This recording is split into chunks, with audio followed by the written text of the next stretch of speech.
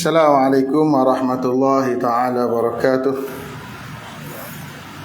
Alhamdulillahilladzi hadana lihadza wa ma kunna linahtadiya laula an hadana Allah. Asyhadu an la ilaha illallah wahdahu la syarika lah wa asyhadu anna Muhammadan abduhu wa rasuluh. Allahumma salli wa sallim wa barik ala Muhammad wa ala alihi wa ashabihi wa man da'a bi da'watihi wa astanna bi sunnati ila yaumiddin, amma ba'd.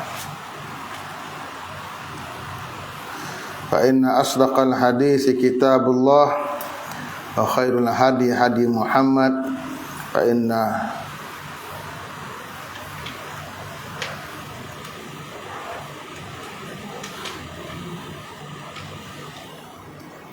muslimin dan muslimat, hadirat yang dirahmati Allah, kita menyambung tafsiran bagi surah Al-An'am ayat 154. A'udzubillahi minasyaitonir rajim. Summa atayna Musa al-kitaba tamaman 'ala allazi ahsana wa tafsilan likulli syai' wa hudan wa rahmatan la'allahum bi liqa'i rabbihim yu'minun. Wa hadza kitabun anzalnahu mubarakun fattabi'uhu wattaqu la'allakum turhamun. Taqulu innama unzilal kitabu ala ta'ifatain qablina wa in kunna an dirasatihim laghafilin. Aw taqulu law anna unzila alaina alkitabu lakunna ahda minhum faqad ja'akum bayyinatun min rabbikum wa hudan wa rahmah. Faman azlam mimman kazzaba bi ayati llahi wa sadafa anha sanajzil ladzina yasdifuna an ayatina su'al azabi bima kanu yasdifun.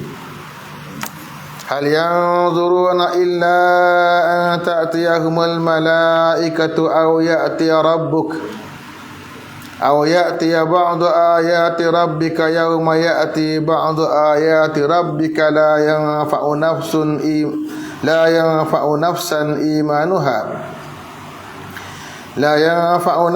imanuha lam takun amanat min qabl aw kasabat fi imaniha khaira qul intaziru inna muntazirun. Maksudnya, kemudian ketahuilah bahawa kami telah memberikan kepada Nabi Musa kitab Taurat untuk menyempurnakan kemuliaan dan nikmat kami kepada orang yang telah berbuat baik dan untuk menerangkan tiap-tiap sesuatu serta menjadi petunjuk dan rahmat supaya mereka beriman kepada pertemuan dengan Tuhan mereka. Dan ini sebuah kitab, itu Al-Quran yang kami turunkan dan ada berkatnya. Oleh itu hendaklah kamu menurutnya dan bertakwalah, mudah-mudahan kamu beroleh rahmat.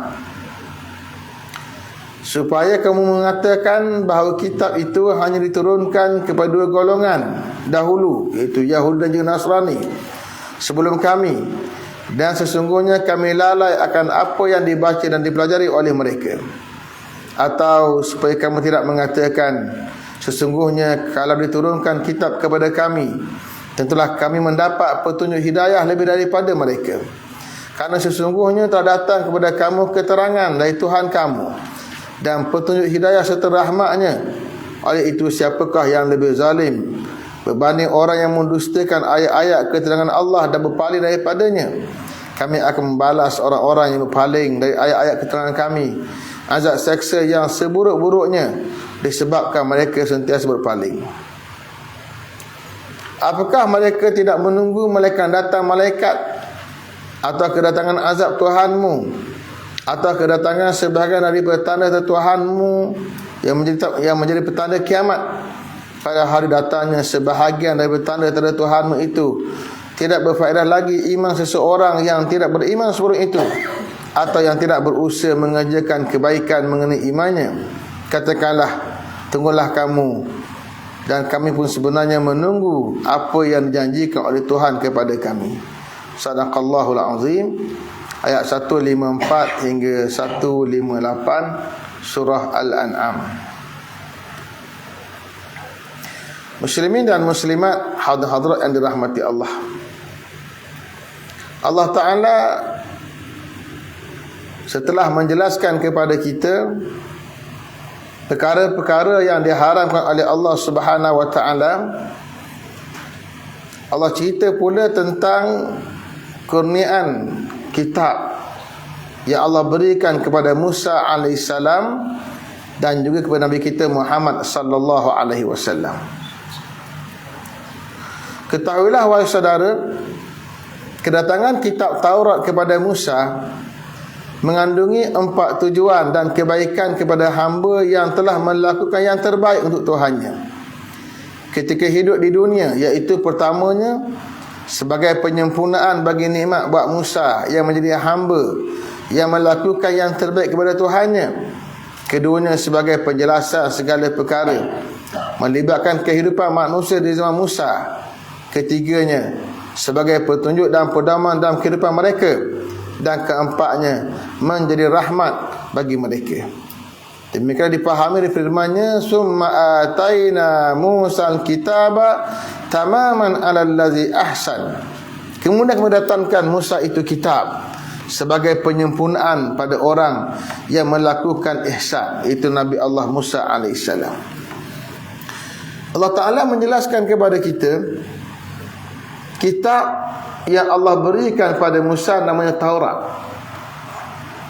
Kenapa Allah berikan Taurat? Kata Allah, tamaman alal ladzi ahsan, sebagai menyempurnakan nikmat kata orang yang berbuat ahsan.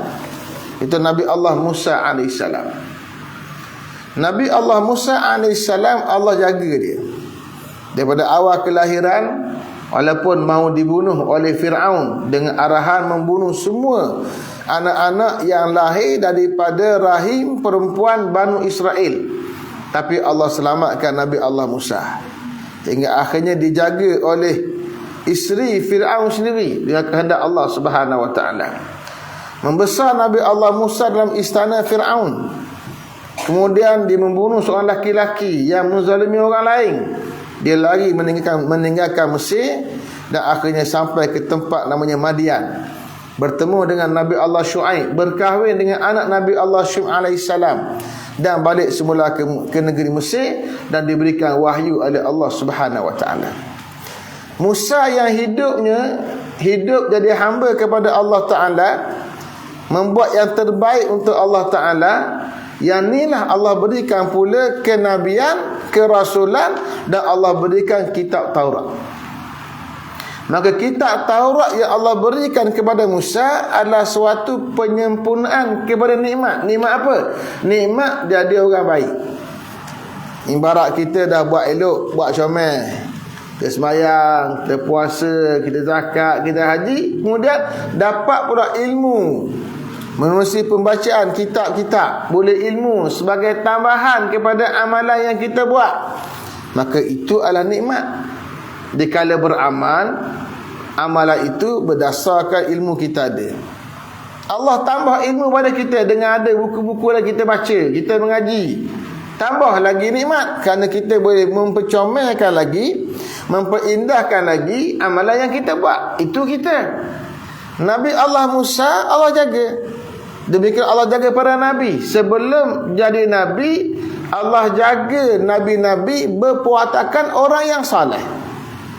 Contoh, bila bertemu dengan Nabi Syuaib, sebelum bertemu Syuaib, bertemu dulu dengan dua anak Nabi Allah Syuaib yang sedang mengambil air dari telaga.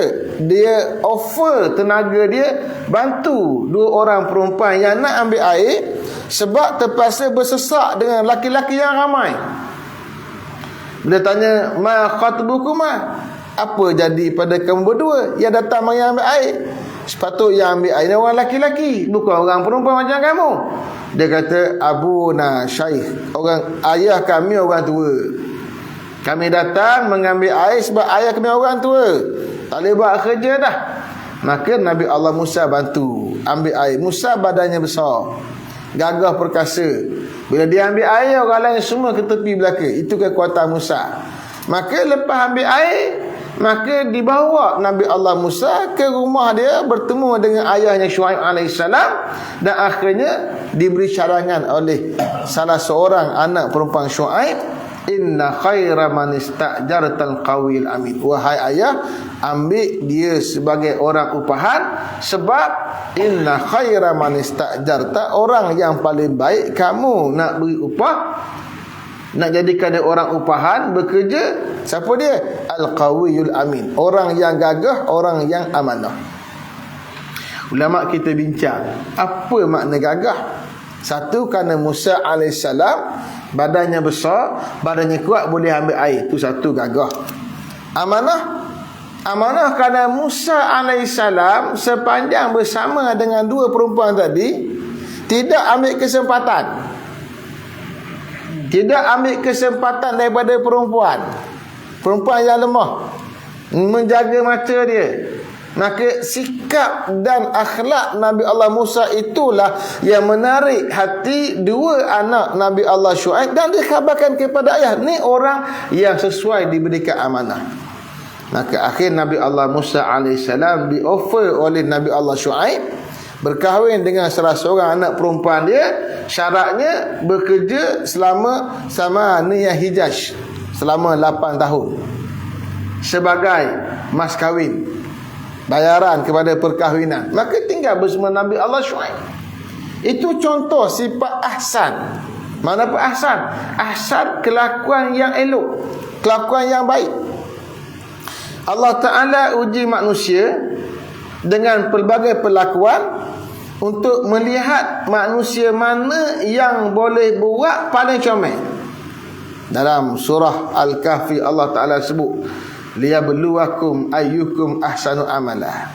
Allah menciptakan kehidupan dan kematian untuk Allah uji mana hak paling comel. Sembahyang belaka, salat berjemaah belaka, berkuliah belaka. Mana hak paling comel? Solat dia paling comel, solat jemaah dia paling comel, berkuliah dia. Allah nak tahu siapa paling comel, bukan paling banyak. Ada yang sikit tapi comel, ada banyak tapi tak comel. Nak comel lagu mana? Mesti ada panduan ilmu. Nabi Allah Musa buat comel dalam kehidupan dia. Maka Allah nak tambah nikmat kepada Musa alaihissalam, Allah berikan kitab Taurat. Maka Allah kata, kami datangkan pada Musa Alkitab. Kitab apa? Merujuk kepada Taurat. Alkitab asal perkataan katabah.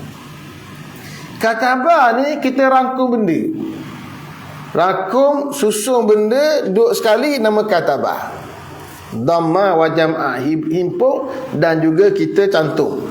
Sebab itulah dipanggil tentera yang panjang, dipanggil katibah dan kataib. Kataib ni apa dia? Dulu orang berperang, dia susun tentera bila berjalan bersusun, berjujuk panjang, nak pastikan yang depan dan belakang sentiasa ada orang. Maka dia panggil katibah. Kenapa katibah? Asal dalam kalimah katabah, sebab dia gabung, dia susun. Kitab dipanggil kitab sebab kita susun huruf dia. Susun huruf, gabung huruf jadi perkataan. Perkataan gabung perkataan jadi ayat. Ayat campur ayat jadi frasa yang panjang. Jadi akhirnya memberi suatu makna yang besar. Maka dia panggil kitab. Allah turunkan kitab yang boleh dibaca oleh manusia untuk pedoman sebagai satu nikmat. Maka Allah kata Taurat, Alkitab yang Allah turunkan pada Musa itu penyempurnaan kepada nikmat pada Musa alaihissalam yang berbuat elok dalam kehidupan dia sebelum dia Nabi. Wa tafsilan likulli syai'. Yang kedua, kitab itu juga datang untuk tafsil. Apa dia tafsil? Untuk menghurai. Al-Quran dan kitab-kitab Allah yang lain, Taurat, Injil, ada tempat dia mujmal, dia ringkas. Ada tempat yang dia mufassal, dia hurai panjang. Maka sebagai maklumat yang kita nak dapat, kita akan dapat dalam kitab Allah, sebab dia ditafsirkan, diperincikan oleh Allah. Tapi cara Allah perincikan bukan setempat. Sebab itulah orang yang nak faham agama, dia tak boleh baca sikit-sikit. Satu isu Allah bincang di satu surah ayat sekian, sambungan dia dan ayat lain pula, tempat lain pula, kena baca semua. Tu perlu ada orang yang berilmu. Berilmu bahasa Arab kita panggil alimun, orang alim. Jamak dia ulama. Mana orang yang alim, yang tahu. Tahu dia tak baca sekat-sekat, kita baca sekat-sekat. Baca surah Fatihah saja, nak ambil hukum dah, tak boleh lagi. Baca semua sekali. Kerana hukum Tuhan ditafsirkan, diperincikan di pelbagai tempat. Kita tak hafaz Quran, bukan dalam kepala kita. Jumpa satu ayat, kita faham ayat tu je lah. Yang hafaz Quran dalam kepala dia, tahu poin ni, tajuk ni, perkara ni, ayat ni ada, dia boleh gabung. Itu kerja orang yang ada ilmu. Maka kitab Allah menghuraikan pada manusia apa sahaja melibatkan hidup manusia. Dalam ayat lain Allah sebut, ma farratna fil kitab min syai'. Tidak kami alpakan dalam kitab itu satu benda pun. Setiap benda Allah Ta'ala sebut. Lalu ada seorang orang Mesir, dia nak uji ulama Mesir. Dia ni orang yang tidak beragama Islam, dia beragama Nasrani, nak uji. Dia kata pada orang alim Mesir, dia kata dalam kitab kamu disebut ma farratna fil kitab min syai'. Tak ada apa pun yang kami alpakan, ada belaka. Kalau betul ada belaka, tolong bagi tahu pada saya harga ikan di pasar hari ni berapa. Dah kata ada belaka, lalu dia pun angkat telefon, dia telefon. Dia tak telefon, dia beritahu. Dia kata harga ikan di pasar sekian-sekian. Dia kata mau ambil mana maklumat? Kata dah kitab ada belaka. Dah kitab dia kata. Mana ayat dan kitab cerita bab ikan harga berapa? Dia kata Quran sebut fas'alu ahla zikri. Maka bertanyalah oleh kamu pada ahli zikir. Mana ahli zikir? Ahlul ilm, orang yang ada ilmu. Jadi aku tak ada ilmu bab ikan. Yang ada ilmu bab ikan orang pasar, aku terlalu pasar. Bila terlalu pasar, tahulah harga ikan berapa. Berarti Quran tidak abaikan satu benda pun. Abai lagi mana? Beri satu panduan umum. Ini panggil mujmal, ringkas, panduan ringkas. Mu nak tahu maklumat, okey, tanya orang berilmu. Itu kaedah yang Allah Ta'ala bagi. Ada pula tempat Allah perincikan, Allah perpanjangkan, Allah hurai panjang lebar. Kejadian langit, kejadian bumi, alam semesta kita, makhluk manusia, perlakuan dia, sikap dia, perangai dia, akhlak dia, cara fikir dia, Allah perinci. Tentang binatang, Allah Ta'ala perinci. Sifat binatang, perangai binatang, Allah perinci. Ada yang Allah diamkan, ada Allah perincikan. Ada yang Allah sebut ringkas, ada Allah perincikan. Itu sifat kitab Allah Subhanahu Wa Ta'ala. Yang penting kitab Allah mengandungi huraian. Wahudan. Yang ketiga, kitab Allah ada kelebihannya lah, menjadi petunjuk, pedoman. Dalam bab apa hidup kita ni, tak sadar bimbang. Buka Quran, kita akan jumpa. Tapi kena buka semualah. Kena mengaji lah. Kita akan jumpa. Petunjuk buat apa? Nak jadi wakil rakyat? Ada. Nak jadi menteri besar? Ada. Nak jadi Perdana Menteri? Ada. Nak jadi pegawai kerajaan? Ada. Nak jadi askar? Ada. Nak jadi petani? Ada. Nak jadi apa? Jadilah apa benda sekalipun, kerja benda sekalipun, nak buat kerja apa sekalipun, keterangannya, petunjuknya, pedomannya ada dalam kitab Allah Subhanahu Wa Ta'ala. Wa rahmatan. Yang keempat, sifat kitab Allah ni rahmat. Rahmat apa? Rahmat ni mana kasih belah. Dengan panduan hukum, itu satu kasih belah untuk kita. Kalau Quran dan kitab Allah tak cerita hukum, kita akan tersilap dalam bertindak. Bila tersilap bertindak, kesannya dalam kehidupan kita di dunia. Tuhan beri panduan, kita baca ayat minggu lepas berkaitan dengan al-mikyal wal mizan.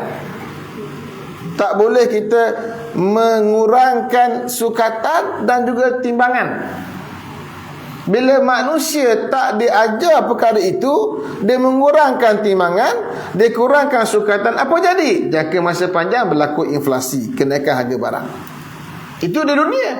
Tak bicara riba akhirat, neraka Allah Subhanahu di dunia. Maka dengan hukum Tuhan tadi menjadi rahmat bagi manusia, dunia jadi aman, dunia jadi selamat, dunia jadi adil dan harmoni dengan sebab panduan Tuhan. Itu yang dikatakan rahmat. Itu adalah sifat bagi kitab-kitab Allah. Sama ada kitab Taurat pada Musa, sebelumnya selepasnya kitab Zabur kepada Nabi Allah Daud AS, kemudian kepada Isa kitab Injil, dan kepada Nabi kita Muhammad sallallahu alaihi wasallam kitab Al-Quran. Semua kitab-kitab Allah sifatnya sama, menyempurnakan nikmat, huraian, petunjuk dan juga rahmat. Tafsir ayat 155. Ketahuilah wahai saudara, sebagaimana diturunkan Taurat kepada Musa, demikianlah juga diturunkan kepada Muhammad sallallahu alaihi wasallam Al-Quran, yang disifatkan oleh Allah sebagai kitab yang diberkati. Justru kitab itu mesti diikuti dan dipatuhi hukum halal dan juga haramnya oleh umat Muhammad. Dengan kepatuhan itu, manusia akan diberikan rahmat oleh Allah. Demikianlah difahami daripada firman-Nya, wa hadza kitabun anzalnahu mubarakun fattabi'uhu wattaqu la'allakum turhamun. Dan kitab ini kami turunkan ia sebagai sifatnya yang diberkati.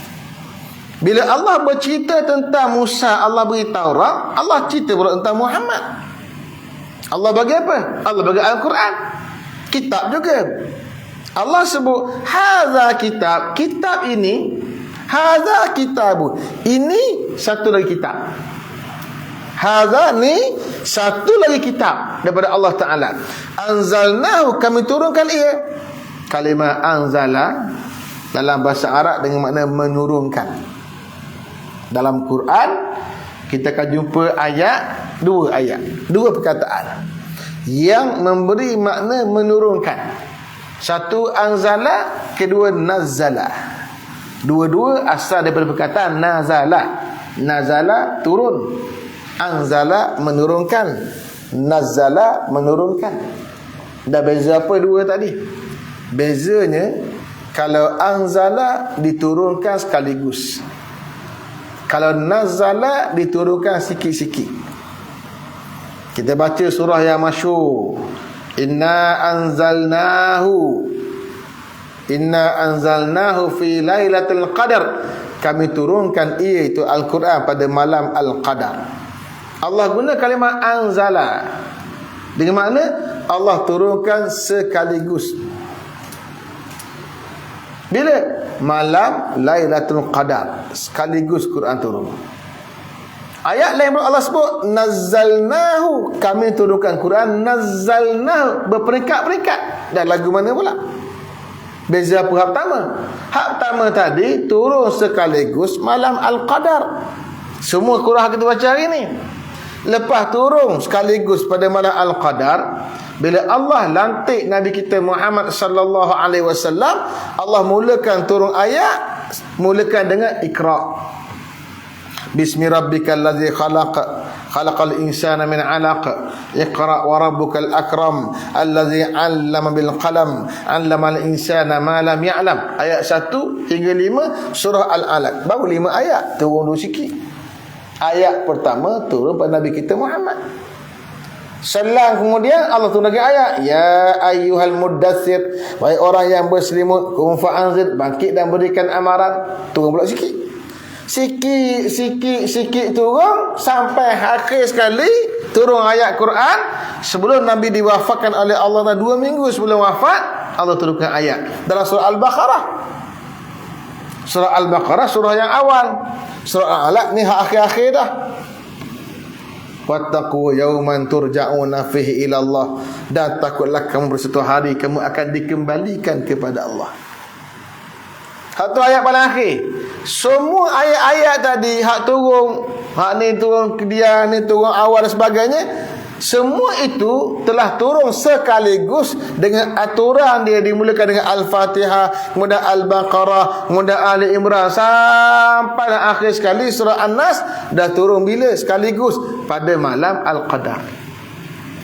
Hak turun sikit-sikit itu dalam tempoh 22 tahun lebih Nabi menjadi Nabi. Dan Nabi arahkan sahabat, ayat ni duduk sini, ayat ni duduk sini, ayat ni duduk sini. Maka pada sahabat hafaz semua Quran yang turun. Ayat kita baca tadi, Allah cerita kitab ini kami turunkan ia sekaligus. Makna merujuk pada cerita turun malam Al-Qadar. Kami turunkan Quran itu mubarakun. Sifat kitab itu mubarak, diberkati. Perkataan diberkati, kita pun sebut diberkati juga. Orang putih kata blessing, diberi kebaikan. Kalimah berkat disebut sangat banyak dalam Al-Quran. Tadi ayat kita baca berkaitan Quran, Allah sebut inna anzalnahu fi lailatin mubarakah. Kami turunkan Quran malam yang diberkati. Tu malam yang diberkati. Quran pun diberkati.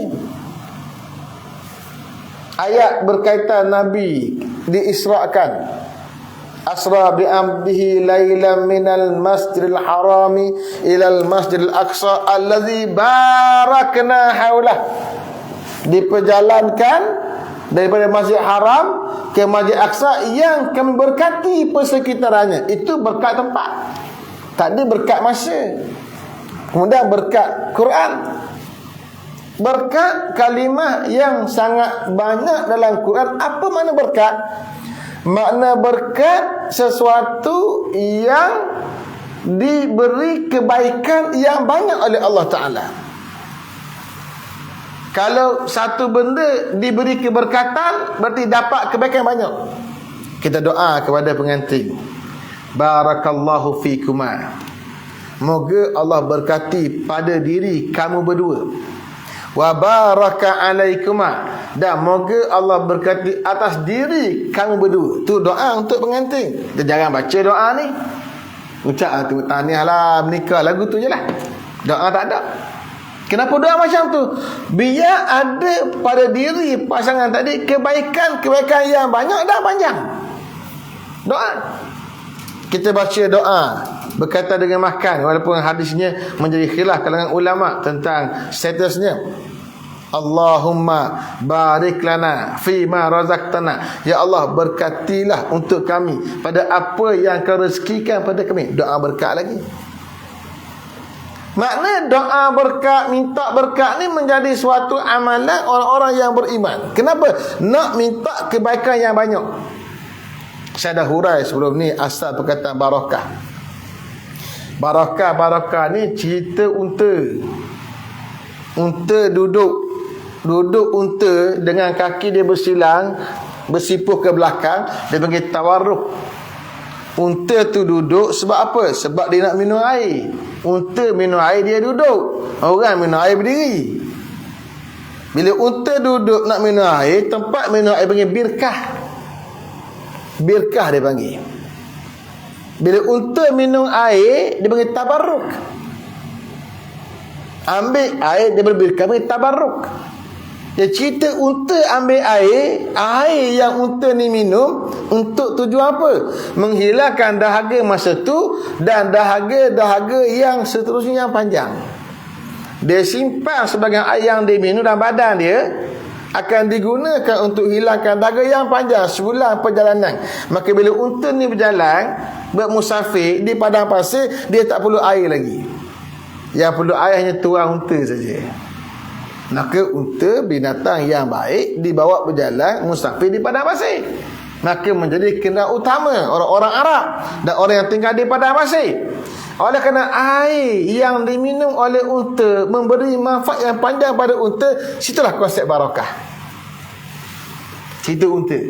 Sebab itulah bahasa Arab ni tuan-tuan, kalau kita faham sejarah kalimah, kita akan faham maknanya dengan lebih mendalam. Sebab tu saya suka hurai setiap kalimah ni, apa dia asal usul kalimah dalam bahasa Arab, biar kita jelira, faham sungguh kalimah-kalimah. Berarti barakah cerita kebaikan yang banyak. Kitab Allah Ta'ala itu kitab yang diberkati. Maknanya apa? Kebaikannya banyak, manfaatnya banyak bagi manusia. Fattabi'uhu, maka kamu kena ikut kitab tadi, sebab manfaatnya banyak. Kalau tak ikut dia, tak boleh manfaat. Nak boleh manfaat, nak boleh kebaikan, ikut dia. Wattaqu, dan bertakwalah kamu. Makna takwa ni berhati-hati. Berhati-hati dalam hidup kita. Dengan berpandukan kitab Allah, berhati-hati. Nak buat apa benda pun tengok dulu hukum lagu mana. Boleh, jalan. Tak boleh, kita berhenti. Boleh buat, kita buat. Tak boleh buat, kita tak buat. Tanya hukum lagu mana dulu. Berhati-hati. Itu maknanya takwa. Sikap berhati-hati. Selepas tahu ada kitab Allah, berhati-hati. Jadikan kitab sebagai panduan. La'allakum turhamun. Mudah-mudahan kamu diberi rahmat oleh Allah Ta'ala. Orang yang berhati-hati dalam hidup dia, takut dia buat salah, takut dia buat silap, yang ni akan dirahmati oleh Allah Subhanahu Wa Ta'ala. Tafsir ayat 156. Ketahuilah wahai saudara, menurut Imam Tabari, penegasan Allah tentang penurunan Al-Quran kepada Muhammad adalah bertujuan menafikan dakwaan orang-orang Quraisy yang syirik. Kononnya kitab Allah hanya diturunkan kepada dua golongan sahaja, iaitu Yahudi dan juga Nasrani. Meskipun mereka sendiri tidak mengkaji dan mengamati isi kandungan kitab-kitab tersebut. Demikianlah difahami firman-Nya, antaqulu innama unzilal kitabu ala ta'ifatain min qablina wa in kunna an dirasatihim laghafilin, supaya kamu tidak mengatakan bahawa kitab agama ini hanya diturunkan pada dua golongan, itu Yahudi dan juga Nasrani dahulu sebelum kami, dan sesungguhnya kami lalai akan apa yang dibaca dan dipelajari oleh mereka. Allah Ta'ala, kata Imam Tabari, bila Allah menegaskan kitab ini Allah turun pada Muhammad, tujuannya nak tolak dakwaan orang-orang Quraisy.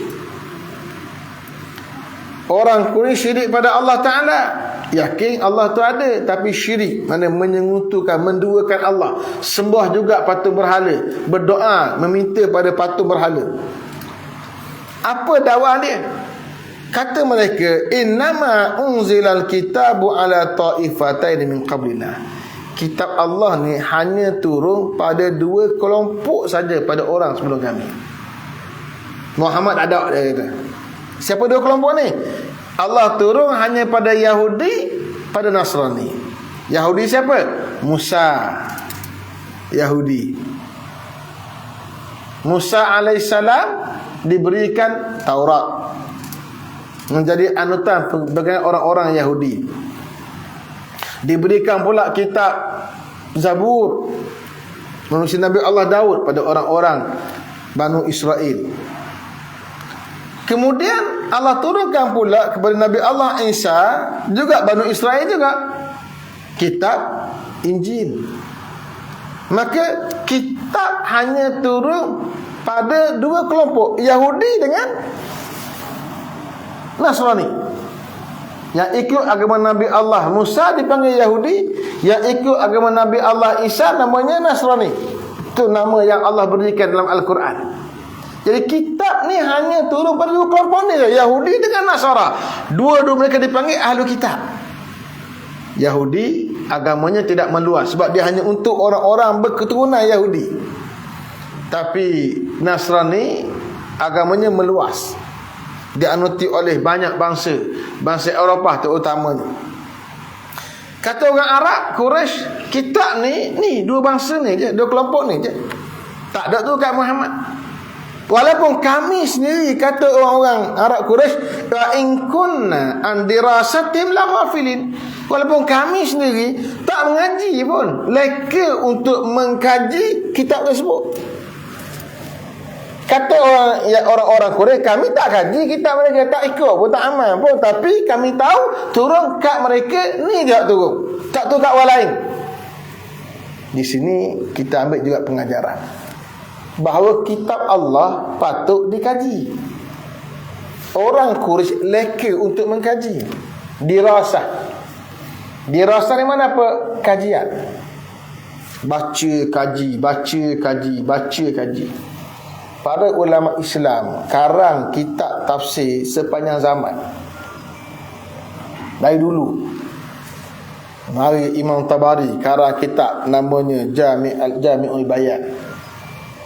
Mari pula zaman kemudian Imam Qurtubi karang pula kitab Al-Jami' li Ahkamil Quran. Datang pula sebelum itu Al-Imam Ibnu Katsir Tafsir Al-Quran Al-Azim. Sepanjang semari zaman kemudian pula datang seperti Ibnu Ashur karang pula kitab At-Tanwir, tafsir At-Tanwir. Sepanjang zaman ulama mengkaji Quran. Dan setiap ulama yang datang kaji Quran, dia akan datang benda baru yang daripada Quran. Taklah kita kena baca tafsir ni semua. Baca apa Tabari tulis, apa dihuraikan oleh Ibnu Katsir, apa dihuraikan oleh Imam Qurtubi, apa dihuraikan Ibnu Ashur kemudian, apa dihuraikan oleh Al-Imam Rashid Ridha dengan apa nama Imam Syekh Muhammad Abduh menulis kitab apa namanya Tafsir Al-Manar. Bila baca semua kitab tafsir yang melangkaui zaman ini, yang pelbagai zaman ini, kita akan sentiasa mendapat benda yang baru, maklumat yang baru. Orang moden pula dengan ilmu dia kaji pula Quran. Yang penting seorang yang mengkaji, dia pasti jumpa benda-benda baru.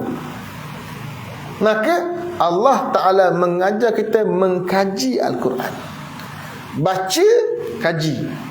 Barangkali ada benda baru yang tak ditemui oleh orang terdahulu, ditemui oleh orang terkemudian, yang boleh diistinbat, dikeluarkan oleh orang terkemudian. Itulah hebatnya kitab Allah. Satu kitab yang dikaji ribuan tahun, 1400 tahun Quran dikaji, masih belum berakhir lagi ilmu yang boleh kita korek daripada kitab Al-Quran. Ada seorang profesor bidang sains, dia masuk Islam kerana baca satu ayat. Apa ayat dia? Ayat cerita manusia kena bakar dalam neraka Allah. Kullama nadijat juluduhum baddalnahum juludan ghairaha. Setiap kali masak kulit tersebut, kami tukar kulit yang lain. Allah cerita dalam Quran ni, di neraka nanti, bila Allah bakar manusia yang kufur kepada Allah, Allah bakar kulit dia, kemudian Allah tukar kulit baru. Kenapa tukar kulit baru? Liyazukul azab, untuk mereka merasa azab. Ayat ni dikaji oleh orang yang kufur, yang pakar di bidang kajian sains, melibatkan kajian-kajian badan manusia, dia masuk Islam. Sebab apa? Dia ambil ilmu kat situ. Kulit bila kena bakar, hilang diri rasa. Kalau bakar lagi tak boleh sakit dah. Maka kalau nak bagi sakit berpanjangan, kulit yang dah masak tadi tukar kulit baru, bakar pula sakit lagi. Masuk Islam dia. Masuk Islam. Kerana apa? Kaji. Kita tengok ayat-ayat Quran. Hari ni manusia pada penghujung abad yang ke-20, 1900 lebih dulu, pada penghujung kurun yang ke-19, 1800 lebih, bertemu ilmu berkaitan dengan cap jari. Tapi Allah telah bagi isyarat lebih awal. Kita tak kaji. Bila Allah sebut bala qadirina ala an nusawwiya badana, malah kami maha berkuasa untuk bagi sama banana. Bagi sama banana. Mana apa banana? Banana ni, ibu jari ni, urat-urat di ibu jari ni bagi banana. Kami mampu bagi sama. Maknanya yang ada tak sama. Maka manusia menemui pada penghujung kurun yang ke-19, tahun 1890 tidak sedap, jumpa bahawa ada satu identiti manusia tersendiri, manusia ni cap jari. Hari ni cap jari inilah menjadi modal yang paling besar untuk kita kaji apa-apa zikir melibatkan jenayah. Saya tanya seorang bidang forensik. Dia kata kalau orang tu buang anak lepas beranak, boleh lalu. Saya kata boleh macam mana pula, cepat sangat. Tak payah apa. Dia beranak sendiri. Bila beranak mesti dia pegang anak dia. Dia pegang, dia buku anak dia pergi buang. Dah cap jari tangan dia. Cap jari tangan dia masa beranak, dia pegang anak buku nak pergi buang ni, kacak jari ada. Dapat budak ni ambil cap jari situ, tahu budak mana buat. Mudah je. Sekejap tak ada 24 jam dapat tahu. Tengok Allah Ta'ala buat. Maka manusia tak boleh, selagi dia sentuh benda, tak boleh mengelak. Tengok Allah buat satu sistem yang menyebabkan manusia boleh identify manusia sepanjang zaman. Tapi kena kajilah. Bila tu jumpa ilmu ni, kemudian dah 1890 lebih baru tahu. Dan digunakan semula pada awal 1920-an tak silap saya. Itu baru 1-2 ayat kita bincang. Kajilah lagi Al-Quran.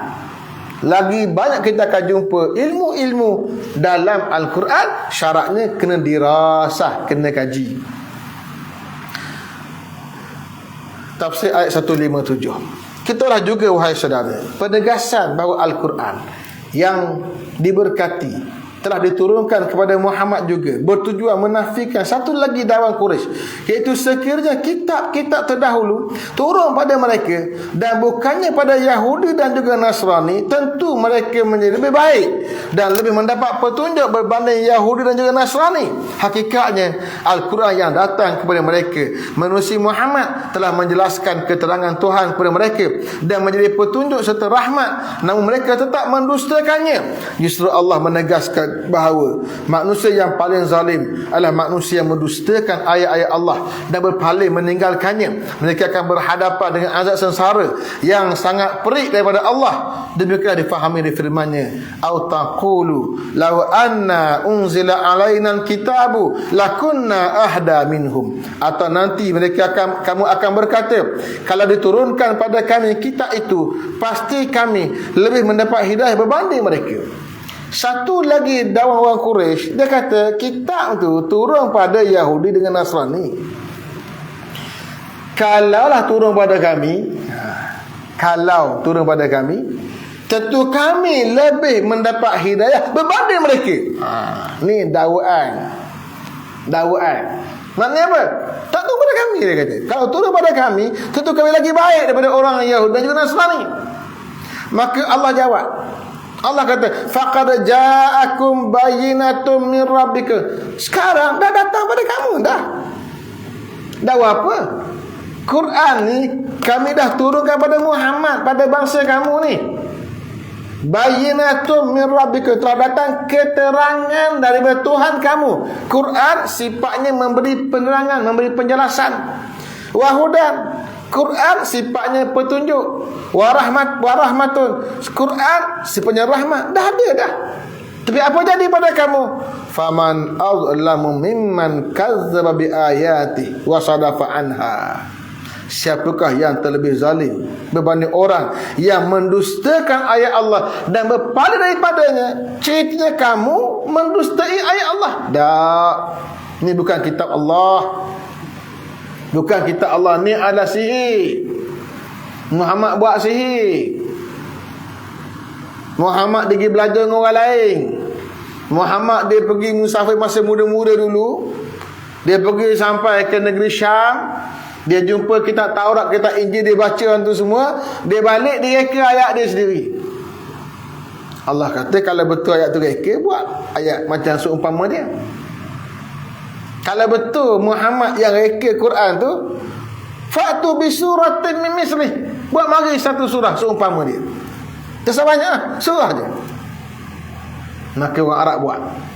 Dia buat surah. Nak lawan surah Al-Fil. Dia kata Al-Fil, gajah. Wa ma adraka mal fil, tahukah kamu apa itu gajah? Lahu khultumun tawil, baginya belalaian panjang. Dia nak tunjuk, dia boleh buat juga surah.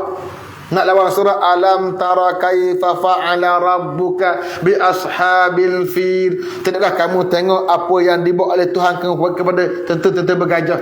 Kan beza. Beza macam mana? Beza makna. Cerita tentang gajah, orang tahu belaka dah tak gajah ni.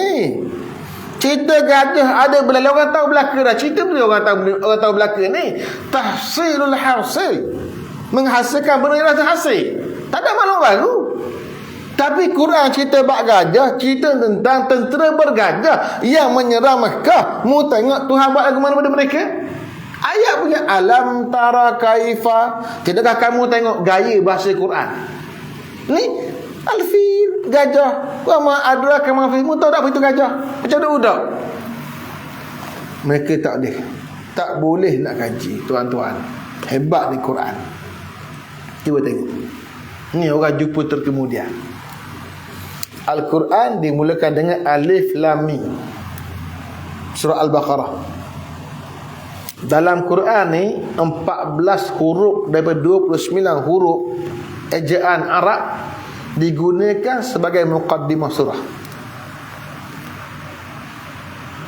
Nun, Sa, Ha, Ka, Ya, Mim, Qaf, Alif, Ta, Ain, Lam, Ha, Sin, Ra. Ni 14 huruf. Huruf Arab ada 29. 14 paruh daripadanya Allah gunakan sebagai muqaddimah surah. Nun, ada surah dimulakan Nun wal qalami wa ma yasturun. Sad, ada surah Sad. Ha, Ha, Ya, Ain, Sin, Qaf. Menariknya, kalau surah itu dimulakan dengan huruf tersebut, maka huruf itulah yang mendominasi surah tersebut. Yasin, huruf ya, sin. Balik baca semula Yasin, cuba kira huruf ya, huruf sin banyak mana banding dengan huruf lain. Mana paling banyak? Huruf ya, sin paling banyak. Tak kira ya? Tu akhir mana ni? Sehari tak habis kira. Ulama dah kaji dah. Semua surah ni macam tu. Dan bila Allah mula dengan huruf, akan datang cerita lepas itu Quran. Alif Lam Mim, zalikal kitab, bab Quran. Yasin wal Quran Hakim, bab Quran. Nun wal qalam, bab Quran juga. Benda ni dia tak boleh buat spontan, melainkan datang daripada Allah. Hanya yang datang daripada Allah saja itu sifat dia. Manusia tak boleh buat. Datanglah orang hebat macam bersyair, hebat buat novel, suruh dia buat, tak boleh buat. Tu Allah cabut. Dalam keadaan begitu pun dia mendustai. Orang yang mendustai ayat Allah, dia tahu ayat tu benar. Ini orang yang paling zalim. Orang Arab, mereka ni bangsa yang masyhur dengan kehebatan berbahasa. Setiap kali musim haji, mereka akan berlawang syair spontan. Dan kita orang Melayu, ada orang pandai berdikir spontan, ada orang pandai berpantun spontan, bersyair spontan. Orang Arab, mereka buat syair spontan, berlawang. Mana yang menang akan diletakkan, akan ditampak di dinding Kaabah. Pemenang dia. Itu yang dipanggil al-mu'allaqatus sab'. Orang yang belajar nak ilmu, belajar lughah, belajar bahasa, dia akan belajar tentang syair jahili. Dia panggil al-mu'allaqatus sab'. 7 gugusan syair orang Arab yang menang pertandingan ditampak dinding Kaabah dengan bahasa yang sangat tinggi. Dengan tinggi bahasa orang Arab, Allah buat datang Quran yang lagi tinggi bahasa dia. Kajilah Quran.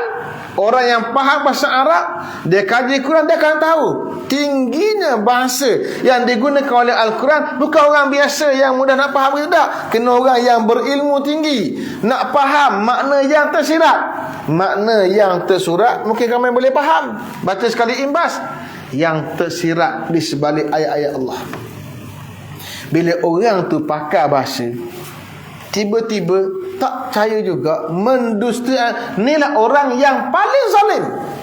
Allah sebut ayat siapakah yang lebih zalim ni dalam Quran banyak. Antaranya Allah sebut, wa man azlamu mimman mana'a masajidallah. Siapakah yang lebih zalim berbanding orang yang menghalang masjid-masjid Allah an yuzkara fi hasmu, untuk disebut pada nama Allah. Ni orang yang paling zalim. Kenapa?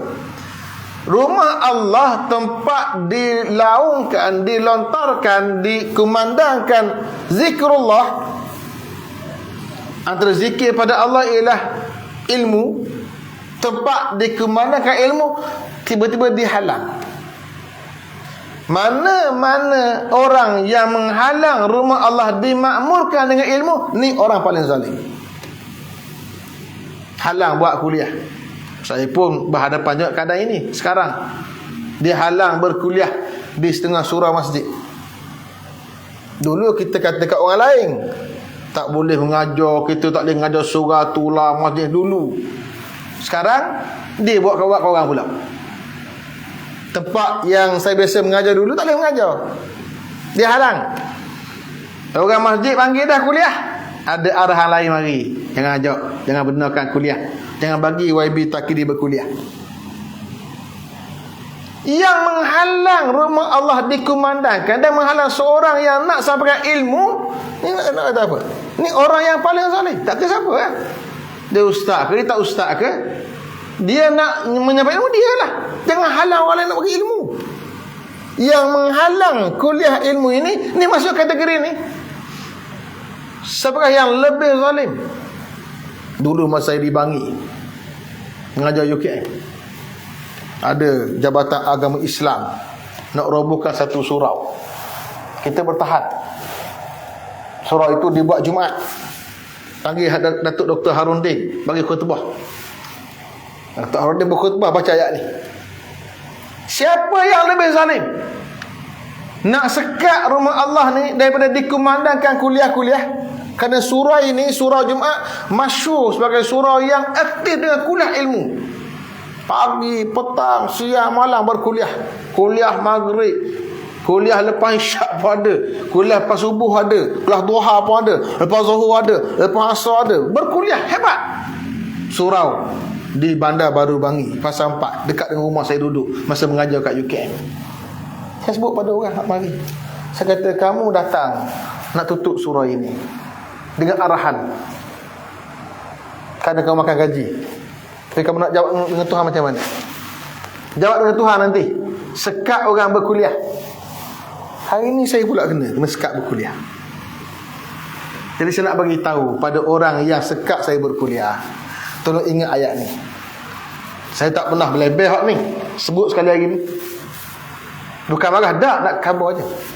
Pada mereka yang cuba menghalang saya berkuliah di surau dan masjid di seluruh Parlimen Kuala Nerus yang saya menjadi wakil rakyatnya, sila berhadapan dengan Allah Subhanahu Wa Taala. Saya tak ada apa-apa. Tak boleh mengajar surau tu, mengajar surau ni pula. Mengajar ni makanan saya. Daripada dulu budak, saya dah mengajar budak lagi, mau belasan lagi. Buat usrah, buat tamrin, mengajar ceramah, berkuliah tazkirah, balik mengaji Jordan, mengajar, tak pernah berhenti mengajar. Jadi wakil rakyat mengajar, tak berhenti mengajar. Dulu sebelum jadi wakil rakyat, daripada KL saya pulang balik, mari ke Terengganu, balik kampus Pengatakir ni tiap-tiap minggu. Hari Jumaat balik dengan kereta, mengajar pagi, tengah hari balik, lepas Jumaat balik, maghrib balik, tiap-tiap minggu. Dari tahun 2008 sampai 2013 menjadi wakil rakyat. Jadi wakil rakyat sama dengan kuliah, tak berhenti kuliah. Hari Jumaat ni wajib, kuliah pagi Jumaat wajib, Jumaat malam wajib. Tak pernah tinggal kuliah. Kita orang politik lagi mana pun. Tiba-tiba sekak kita nak mengajar. Jadi saya sebutlah, saya terbuka gini, siapa yang cuba sekak saya mengajar, sekak saya berkuliah di surau sudah masjid, di parlimen yang mana saya menjadi wakil rakyatnya, sila jawab di hadapan Allah Subhanahu Wa Taala. Dan saya tetap akan mengajar. Siapa panggil saya pergi. Tak boleh surau ni, masjid ni, masjid ni. Tapi kena ingat, tak selamanya kita ada kuasa. Ingat begitu je. Tak selamanya kita berkuasa. Satu hari kalau kita hilang pula kuasa, orang buat dari kita pula. Macam mana? Kena adil lah. Beri peluang untuk menyampaikan ilmu. Bukan bincang bab politik, bab ilmu. Ini nasihat, sekadar ambil ruang daripada kuliah pada pagi ni, benda yang saya tak pernah sebut sebelum ini. Ni saya sebut ni, ambil buat nota lah. Baik, Allah sebut orang yang paling zalim, orang yang membohongi ayat Allah, mendustai ayat Allah. Wasadafa anha, berpaling tinggal ayat Allah. Sanajzil ladzina yasdifuna an ayatina, kami akan memberi ganjaran pada orang yang berpaling, memberi balasan an ayatina, ayat kami, su'al azab, azab yang paling buruk. Bima kanu yasdifun, disebabkan sikap mereka lari daripada ayat Allah Subhanahu wa taala.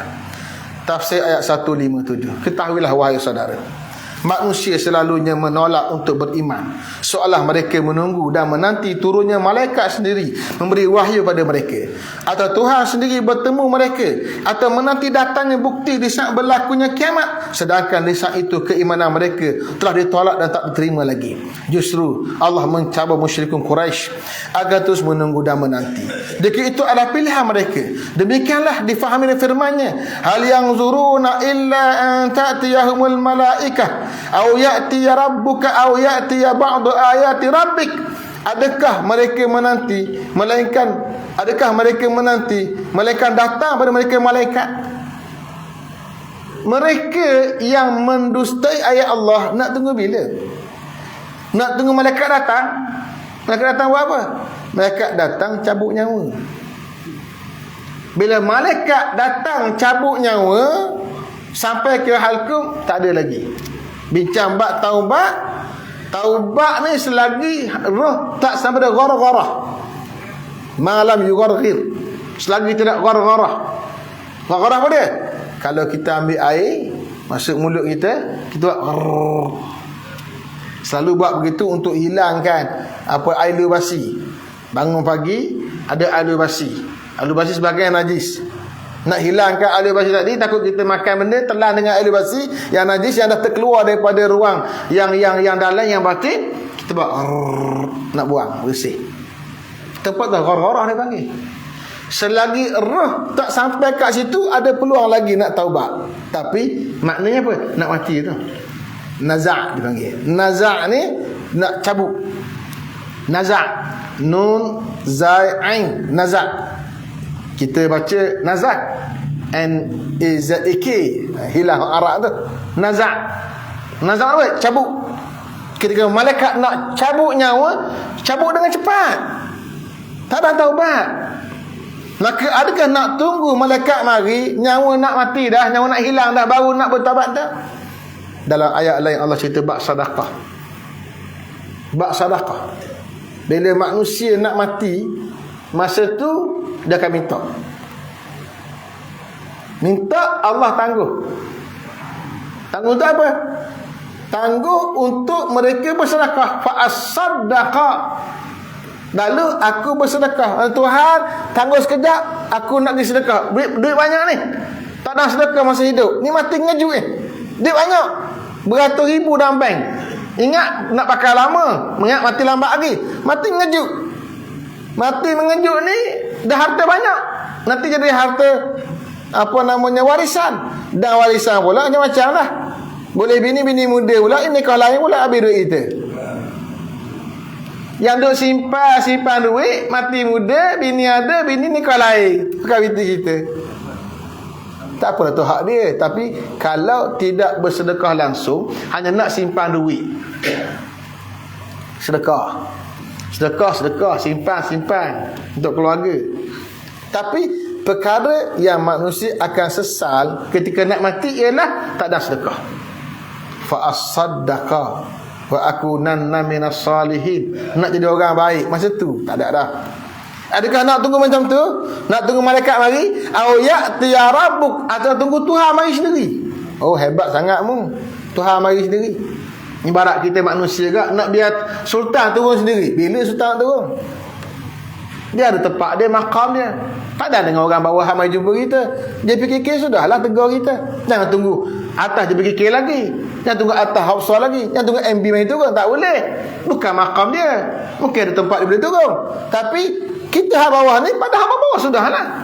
Macam tu lah ibaratnya kita kat dunia. Akhirnya macam tu. Nak jumpa Tuhanmu siapa? Allah dah hantar Rasul dia, Nabi dia. Malaikat hantar kitab menerusi kepada nabi-nabi dia. Nak tunggu Tuhan lagi, ayati ba'du ayati rabbi, atau nak tunggu datang beberapa ayat Tuhan kamu. Ayat apa? Yauma ya'ti ba'du ayati rabbi, pada hari yang datang sebagai ayat Tuhan kamu, la yanfa'u nafsan iman, di kali itu tidak lagi boleh bagi manfaat iman mereka. Ni bila ni? Nak kiamat. Bila berlaku kiamat, masa tu tak ada dah. Bila matahari terbit daripada barat, bukan dari timur, maka dah habis peluang untuk manusia balik pada Tuhan. Iman tak boleh pakai dah. Cerita iman manusia, contoh cerita Fir'aun ketika nak mati, lemah, masa tu baru nak beriman, Tuhan tak terima dah. Walaupun Allah ajar kita hadis Nabi sebut hadis, in qamatis sa'ah wa fi yadi ahadikum fasilah fa in falyagrisha, bila berlaku kiamat, sedang di tangan seseorang kamu ada fasilah, ada benih, maka tanam benih dulu. Hadis ini nak beri gambaran berusaha selagi tak kiamat. Berlaku kiamat pun tanam lagi benih. Dah kiamat, tanam benih pun tak guna. Dah dunia akan hancur. Pokok tak besar dah, tak besar dah. Kita tak ada makan dah. Tapi Tuhan, Nabi kata tanam. Nak tunjuk apa? Nak tunjuk usaha sampai ke hujung. Tapi realiti tak berlaku macam tu. Itu dipanggil mubalarah. Nabi tunjuk benda yang mubalah, yang lebih-lebih, nak tunjuk kesungguhan berusaha. Tapi hakikatnya berlaku kiamat tak ada tanam dah. Yauma yafirul mar'u min akhihi wa ummi wa abi wa sahibati wa bani. Pada hari seseorang lari daripada saudara dia, wa sahibati, lari tinggal bini dia, wa bani, tinggal anak-anak dia, tinggal habis kucing. Kiamat berlaku, goncang sikit, tembus lari habis dah. Orang di negara yang biasa berlaku goncangan bumi ni, gempa bumi, bergoncang tu sesaat tu, berlari habis dah, tak sedar orang dah, baik anak baik bini. Tu baru sikit, masing-masing akan selamatkan diri. Pada hari itu tak ada manfaat iman kamu. Lam takun amanat min qablu, tak ada iman lagi bagi orang yang belum beriman sebelumnya. Au kasabat fi imani akhirah, atau buat musuh imannya satu kebaikan, tak ada guna dah bila kiamat. Adakah kamu nak tunggu itu? Kata Allah, kul, sebut wahai Muhammad, intaziru inna muntaziru. Mu nak tunggu kan? Kami juga menunggu kamu. Allah cabar. Mu nak tunggu sampai kiamat baru nak iman, sila. Kami juga menunggu kamu. Tunggu apa? Tunggu kat neraka Allah. Ini ancaman daripada Allah Ta'ala untuk manusia bersegera. Wasari'u ila maghfiratin min rabbikum. Bersegeralah untuk dapatkan keampunan Tuhan kamu. Jangan lambat. Tak tahu bila ajal kita. Jangan lambat. Fastabiqul khairat. Bekerjalah kamu buat kebaikan. Umur kita ada, guna semaksimal yang ada. Jangan tunggu. Tunggu pencen lah, saya sibuk lagi ni, kerja banyak. Nanti dah pencen, okey lah, boleh pergi surah masjid, boleh dengar kuliah lah. Lepas pencen, baru pencen lah, kita nak susun hidup sikit. Lepas susun hidup, kita baru start apa, buat syarikat ni. Lepas pencen ni, sebut syarikat pula, dah bila. Dia tak boleh tunggu. Jangan menanti. Buat apa yang ada pada mata kita. Masa kita ada, usia kita ada, waktu, tenaga ada, guna semaksimal. Guna tenaga hak ni semaksimal. Tenaga ni bukan semuanya kuat. Dulu saya duk ulang alik bawa kereta Terengganu, KL, pusing Malaysia ni biasa. Learn ni ngatur mata umur. Nak kabur usia 49 dah. Duk pergi mari ni start umur apa? Balik mengaji tahun 19 tu, umur 26 tu, round Malaysia dah duk mengajar. Kereta tu kalau sutir tu 10,000 km sebulan. Bila ada 2-3 hotel kereta, baru bagi-bagi sikit-sikit. Dan kalau ulai Terengganu mari 500, balik 500. Kemudian kau nak balik pula, kau nak macam-macam, kau nak ke Kelantan, kau nak ke Kedah, kau nak Perak, kau nak ke Johor. Ikut tempat ceramah orang panggil mengajar dan sebagainya. Dan program-program. Tengah gagah tu bawa kereta tu, tak kantuk jalannya. Ni sejam jalan muak dah. Berhenti pergi jalan, jam mata ni minit, jalan pula. Tak sama dah. Tapi kalau kita dah buat kerja tu masa muda, sambung ketika berusia sikit, tak tua lagi, berusia sikit, berarti kita dah manfaatkan usia kita. Gunalah usia yang kita ada, masa yang kita ada, harta yang kita ada. Yang tak selama kita ada harta, masa ada harta, guna semaksimal untuk diri kita, untuk Islam, untuk umat, untuk membangunkan umat kita, untuk dakwah kita. Guna semaksimal yang ada. Pasti Allah datang yang lain pula mari. Bagi, keluarkan, datang yang lain pula. Gunakan semaksimal. Harta kita, masa kita, nak guna semaksimal. Jangan tunggu. Kalau menunggu, ibarat menanti buah yang tidak gugur. Nak tunggu buah gugur, durian cengok, congok dia tengok durian, tunggu bila tak tahu. Payah jolok je lah, senang. Jolok bagi segera. Tapi kalau buah tak masalah, jolok juga. Tak boleh tunggu, kena buat sesuatu. Orang lain ni dia tanam durian, lu tunggu durian luruh. Ni tak dah. Dia pasang tali sampai masuk usia, dia kerak. Bawa di kawasan Pasar Borong. Pasar Borong ni orang mai beli kat dia, baru dia disalib ubat. Dia salib ubat ni berapa hari ni? 3 hari dia kata. Dah lah 3 hari tu. Orang beli kat Borong di perjalanan je, wah. Siapa tu ada sehari lagi. Orang beli balik rumah dah makan. Dia buat timing. Salib ubat 3 hari. Kat mana? Kat tangkai durian lah. Dulu durian tunggu luruh. Luruh tu masak dah. Dan masak nak sapa pada orang yang membeli 2 hari, 3 hari. Bau poyak dah. Bau poyak dah. Tak rasa nikmat. Ni manusia makin melajukan sesuatu. Wallahu ta'ala a'lam.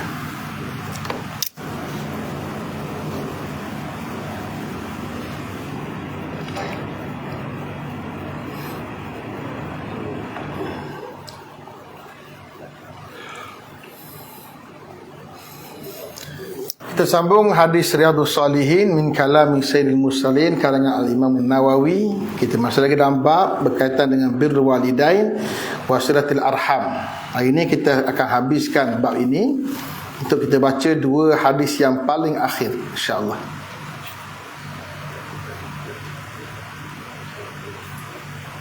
Hadis 334. An Abi Darda radhiyallahu anhu anna rajulan atahu faqala inna limra'atan wa inna ummi ta'muruni bi talaqiha. Ini pada Abi Darda radhiyallahu anhu bahawa seorang laki-laki datang bertemu dia. Lalu berkata, Abu Darda seorang sahabat Nabi. Ada orang jumpa dia. Dia kata, inna limra'atan, saya ada seorang isteri. Wa inna ummi ta'muruni bi talaqiha, mak saya suruh saya ceraikan dia. Minggu lepas kita baca hadis kisah Umar mengarahkan anak dia Ibnu Umar ceraikan isteri. Kita dah bincang. Hadis hari ini kita baca pula kisah mak pula suruh cerai isteri. Faqala, lalu kata Abu Darda, sami'tu Rasulullah sallallahu alaihi wasallam yaqul, aku mendengar Rasulullah sallallahu alaihi wasallam bersabda, al-walidu awsatu abwabil jannah, orang yang melahirkan adalah orang tengah pintu-pintu syurga. Al-walid, mana asal al-walid? Orang yang beranak. Al-walid sini bapa tu orang punya anak. Kalau perempuan al-walidah, perempuan yang beranak. Nak cerita penyebab pada ada anak, maka dia panggil al-walid, al-walidah, yang penyebab ada anak. Kalau tak ada benar orang lelaki, perempuan tak mengandung. Ada perempuan nak keluar anak ke mana? Maka dua-dua al-walid dengan al-walidah dipanggil. Al-walid bagi ayah, al-walidah bagi mak. Dalam satu ayat Allah sebut tentang konsep melahirkan anak.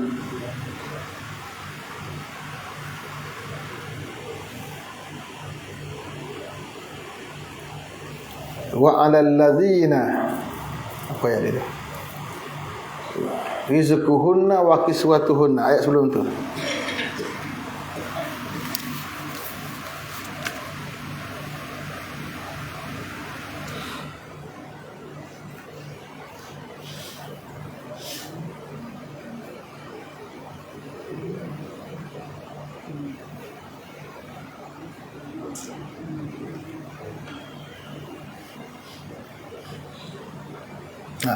Wa 'alal mauludi lahu, dan wajib kata orang yang dilahirkan untuknya.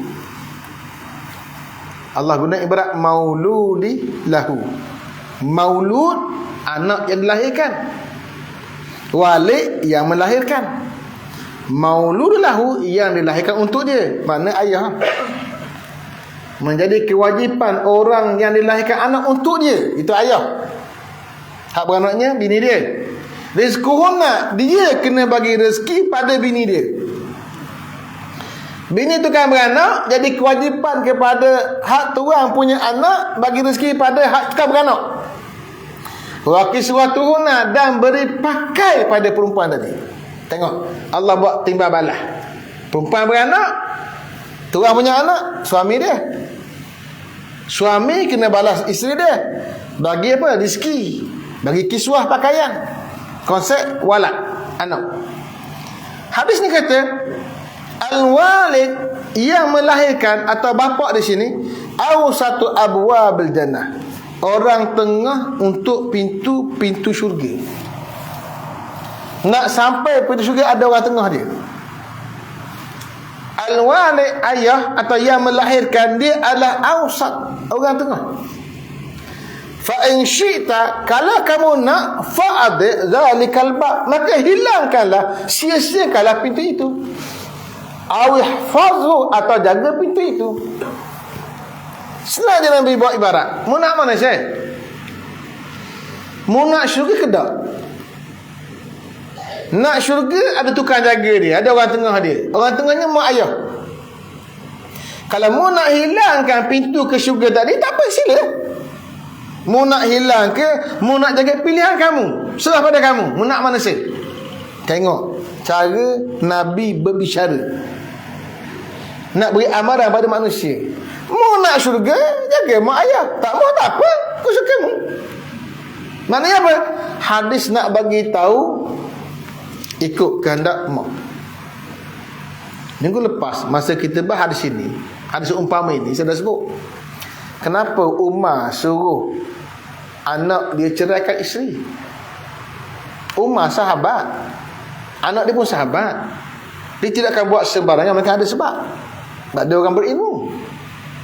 Sebab kerana perempuan itu bukan perempuan yang baik. Kalau perempuan itu baik, tak ada sebab Rasul cerai. Sebab apa? Melibatkan anak dan sebagainya. Bila suruh cerai, perempuan itu ada masalah yang tak sesuai. Maka penyelesaian dia, kalau tak nak suruh ayah ni suruh cerai, maka ubahlah sikap isteri tadi. Sama juga yang tadi. Bila ibu tak berkenan, mesti ada sebab. Kerana isteri kita hanya berkahwin dengan kita saja. Dia tak berkahwin dengan mak kita, dengan ayah kita. Maknanya dia nak kita je, tak cara mak ayah kita. Dia cara mak ayah dia saja. Maka bila tak cara mak ayah pada suami, sedangkan suami kewajipan nombor satu mesti taat pada mak ayah dia dulu. Isteri nombor dua, maka isteri kena jaga suami. Kalau isteri jaga suami dan jaga mak ayah suami, tak akan ada sebab untuk si ibu suruh cerai isteri. Maka bila seorang ibu minta menceraikan isteri, bukan makna segera menceraikan. Betulkan dulu. Pujuk mak, mak bagi ruang saya betulkan isteri saya. Isteri ni dibetulkanlah. Tak ada ruang juga, tak boleh betulkan juga, mak suruh cerai, dah tak lagi. Macam mana? Pasal sebab apa? Dia mesti berkaitan keluarga suami dia. Maka hadis ini beri peringatan kepada isteri, supaya menjaga hak ibu dan ayah suami, agar tidak disuruh oleh ibu dan ayah suami menceraikan dia. Mak ayah tak nak apa, ambil hati sikit, okey dah, balik rumah ulun lah, RM1 2, jangan kena kuat sangat. Ini makan hak mak ada.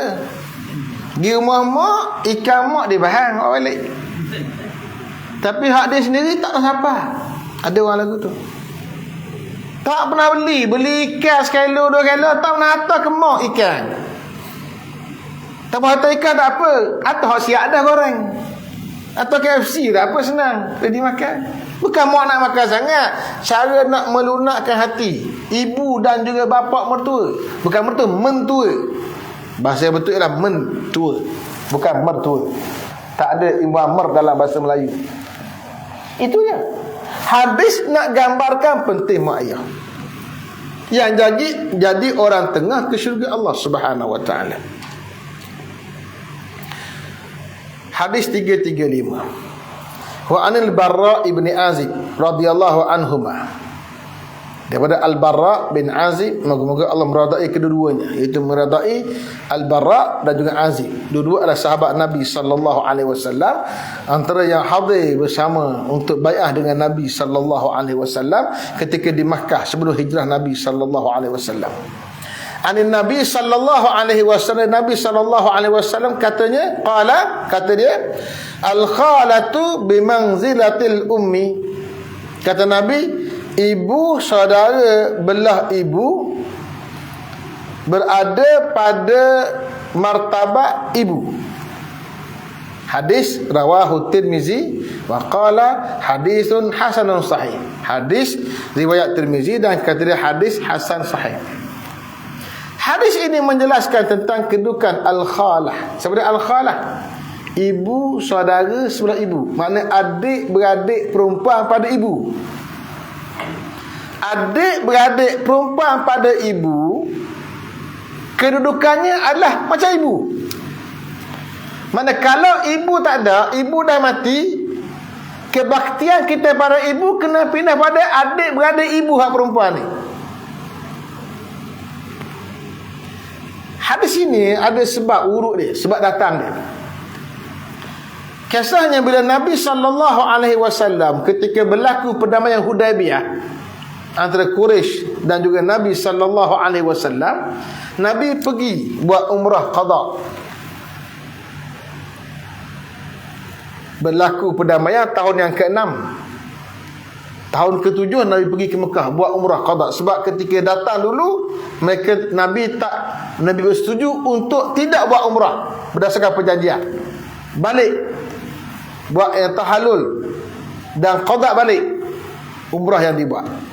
Bila buat umrah qada, Nabi balik ke Madinah. Yang ikut Nabi balik ke mana ialah anak kepada Hamzah, anak perempuan Hamzah radhiyallahu ta'ala anhu. Siapa dia Hamzah? Pak saudara Nabi. Maknanya anak perempuan Hamzah jadi sepupu Nabi. Tapi Hamzah ni kena ingat, dia orang muda, jauh beza umur dia dengan Nabi. Dia muda. Ada pak saudara Nabi, pak saudara muda. Biasalah kita ada pak saudara hak muda kita. Ada yang bukan pak saudara muda, toki saudara muda pun ada. Dah toki tua dah kahwin lagi, moyang tua kahwin lagi. Kalau hak muda, moyang umur 90, kahwin budak muda umur 20. Memang jadilah tok saudara kita tu, pakak tok saudara tapi mai muda dari kita. Biasa berlaku dalam masyarakat. Bila sampai ke Madinah, Nabi SAW serah kepada Ali untuk jaga. Ali ni siapa? Sepupu kepada anak Hamzah tadi. Sebab Ali anak kepada Abu Talib. Abu Talib adik-beradik kepada Nabi, adik-beradik kepada Abdullah, adik-beradik kepada Hamzah. Ali sepupu, maka serah pada Ali, maka Fatimah tukar jaga. Ja'far tak puas hati. Siapa dia Ja'far? Ja'far ibnu Abi Talib, adik-beradik Ali. Ja'far kata dia lebih layak jaga sepupu dia ni. Ja'far bin Abu Talib, sepupu kepada anak Hamzah ni, kata dia lebih layak. Maka Nabi pun jawab, al-khalatu bi manzilatil ummi. Mak saudara perempuan berada pada kedudukan ibu. Sebab apa? Bini kepada Ja'far, isteri dia adalah mak saudara kepada anak Hamzah tadi. Adik beradik dengan bini Hamzah. Jadi mak saudara dia. Mak saudara dia itu adalah isteri pada Ja'far.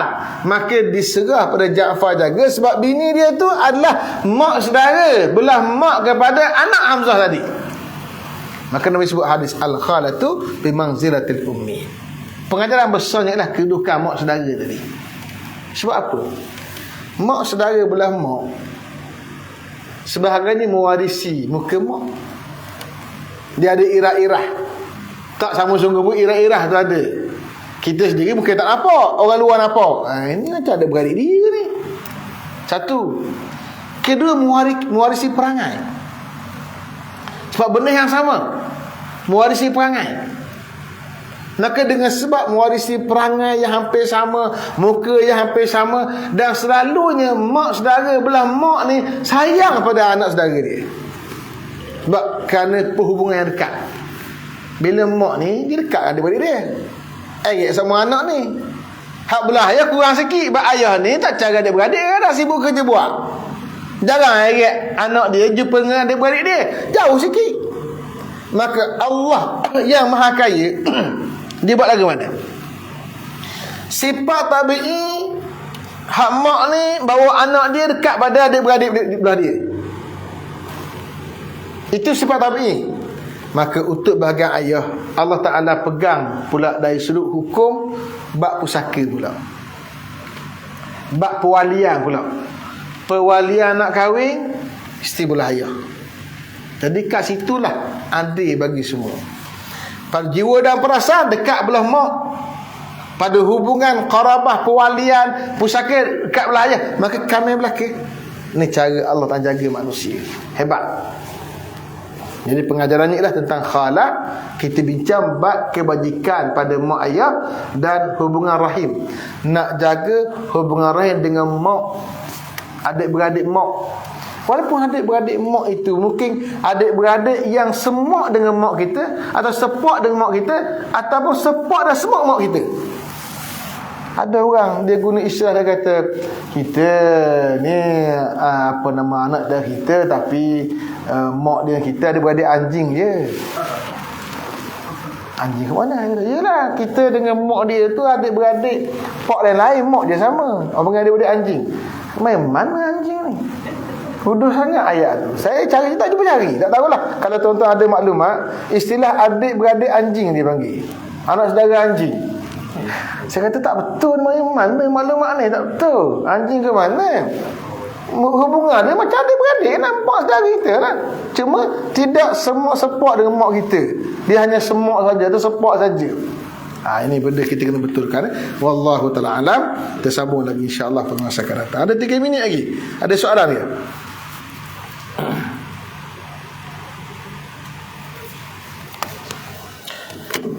Baik, a'udzubillahi minasyaitonirrajim. Bismillahirrahmanirrahim. Alhamdulillahirabbil alamin, hamdan yuwafi ni'amahu wa yukafi mazidah. Ya rabbana lakal hamdu kama yanbaghi li jalali wajhika wa 'azimi sultanik. Allahumma iftah 'alaina futuhal 'arifin warzuqna fahman nabiyyin bihaqqi imanina bi khatamil anbiya wa mursalin. Walhamdulillahirabbil alamin. Taqabbalallahu minkum.